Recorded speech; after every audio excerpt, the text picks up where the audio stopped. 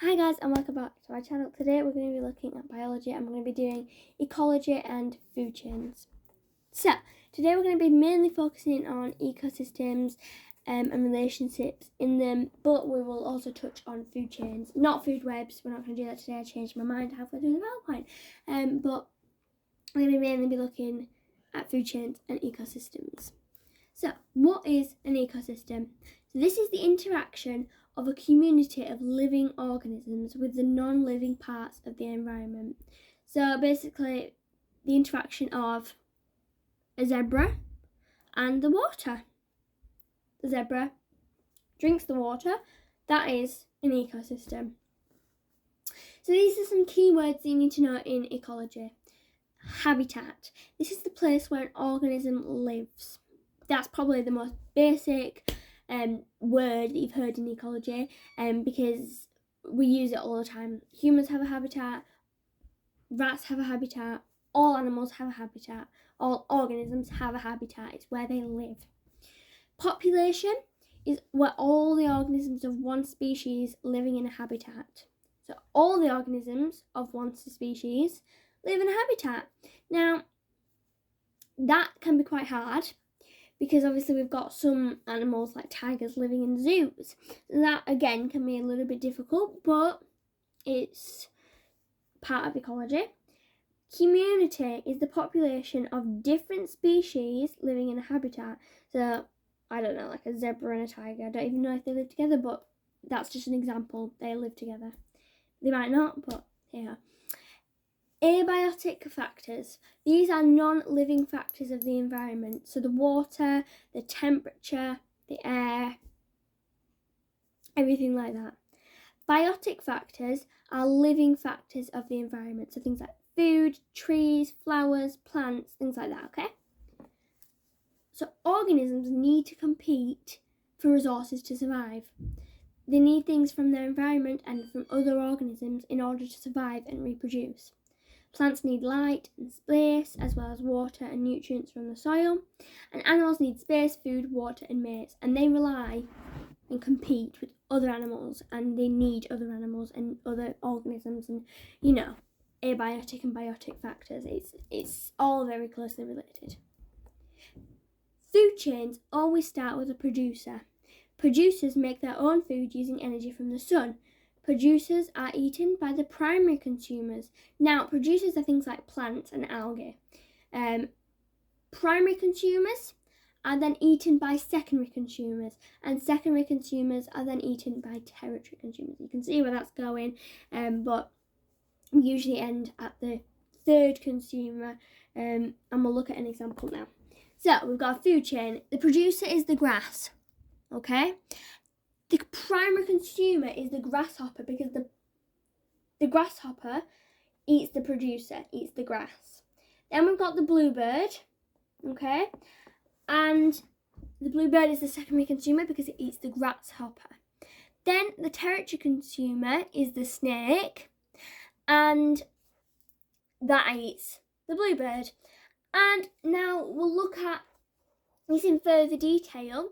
The owl is the apex predator. That's like the main predator of all time, and that eats the tertiary consumer, that eats the snake. And then this is an extra one. We've got a decomposer. Decomposers feed on dead. Okay, so they feed on dead plants and animals, or just any organism. Okay, so technically it's part of the food chain, but some people might disagree. Yeah, now the arrows, you're probably thinking the grass doesn't eat the grasshopper doesn't eat the bluebird, because the arrows are pointing that way. The arrows are the order in which the energy is being transferred, because if you think, grass is being transferred from the grasshopper, and the further you get on, the less energy that is transferred, okay? So yeah, so that's what the arrows are for. They're not to show which eats which, they're to show the transfer of energy between the organisms. So the worksheets. Have a little go, pause the video and come back. Okay, let's have a look at the next one. Now this one you can choose any animal. You can research it, and you can just, you know, go for it and just do whatever you want or make it up. But try and do a little bit of research and try and make, you know, your food chain actually real, and see what you can find.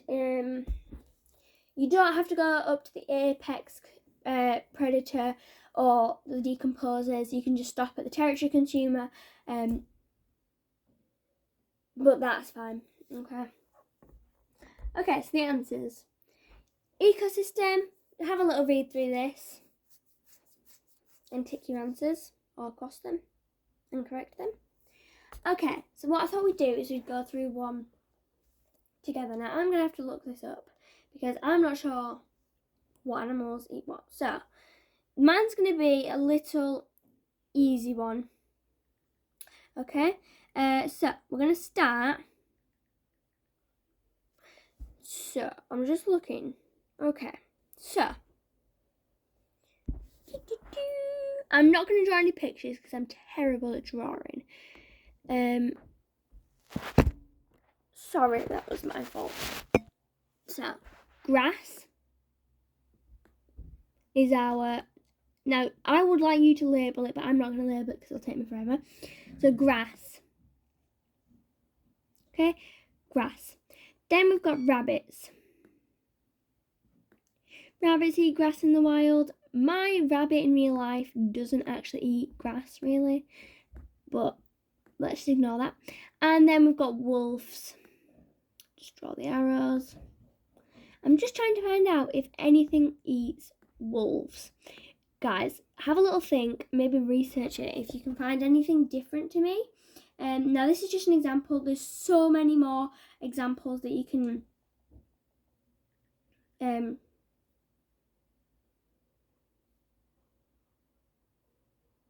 but it's like, it's an example. It's showing you like what. So we can also add another one. Wolves. There's things like bears, tigers, mountain lions, scavengers, humans, other wolves. So we're going to go for tigers. In fact, no, we're going to go for bears. Okay, so that is my food chain.